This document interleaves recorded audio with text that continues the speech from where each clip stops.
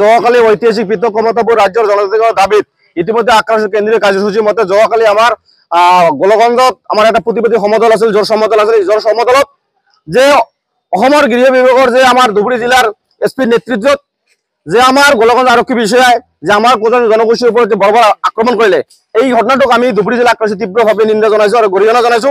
সেয়ে ইতিমধ্যে আমাৰ কেন্দ্ৰীয় আক্ৰাশীয়ে যোৱাকালি আমাৰ আন্দোলন ঘোষণা কৰিছে। আজি ৰাতিপুৱা 5 বজাৰ পৰা আবেলি 5 বজালৈ সৰ্বাত্মক আমাৰ ধুবুৰী জিলা বন্ধ মাতিছে। ইয়াৰ পিছত যি কেইজন আৰক্ষী বিষয়াই যে আমাৰ বৰ্বৰভাৱে কোজন জনগোষ্ঠীৰ ওপৰত আক্ৰমণ কৰিলে তেওঁলোকৰ যদি উচিত ব্যৱস্থা কৰি শাস্তিমূলক বদলীকৰণ নকৰে তেনেহ'লে কিন্তু আমি যে 12 ঘণ্টিয়া যে বন্ধ মাতিছো ইয়াৰ পিছত কিন্তু সমগ্ৰ অসম বন্ধ মাতিবলৈ আমি বাধ্য হ'ম।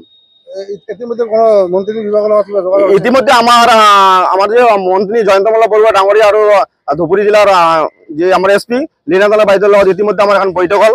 এই বৈঠকত ইতিমধ্যে আমালোকক এটা প্ৰতিশ্ৰুতি প্ৰদান কৰিছে যে অনতিপলমে যে আমাৰ বন্ধ চলি থাকিব। অনতিপলমে যি কেইজন গৌৰীপুৰৰ ওচি আৰু গোলগঞ্জৰ যি আৰক্ষী বিষয়া আছে তেওঁলোকক নিলম্বিত কৰি ছাছপেণ্ড কৰিব আৰু আমিও সময়সীমা বান্ধি দিছো যে আমাৰ যে 12 ঘণ্টিয়া যে আমাৰ বন্ধ আছে এই বন্ধৰ ভিতৰত যদি তেওঁলোকক নিলম্বিত শাস্তি নিদিয়ে তেনেহ'লে আমি কিন্তু গণতান্ত্ৰিকভাৱে অনাগত দিনত আপোনালোকে ইলেকশ্যনৰ জৰিয়তে ক'ব বিচাৰিছো যে কোন জনগোষ্ঠীৰ মানুহে জাগিছে যে আমাৰ ওপৰত যে বৰ্বৰভাৱে আক্ৰমণ কৰি আছে এই আক্ৰমণ কেতিয়া সহ্য নকৰো।